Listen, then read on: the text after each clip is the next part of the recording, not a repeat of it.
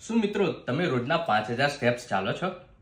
જો હા, તો તમારે આ 5000 સ્ટેપ્સનું દાન આશીર્વાદ ફાઉન્ડેશનને કરવાનું છે. જી હા, તમે સાચું સાંભળ્યું. તમારે અહીંયા પૈસાનું નહીં, પણ ચાલેલા સ્ટેપ્સનું દાન કરવાનું છે. આ દાન તમે વિશ્વના કોઈ પણ ખૂણામાંથી કરી શકો છો. એના બદલામાં આશીર્વાદ ફાઉન્ડેશન એક મહિલાનું free breast cancer medical checkup કરશે.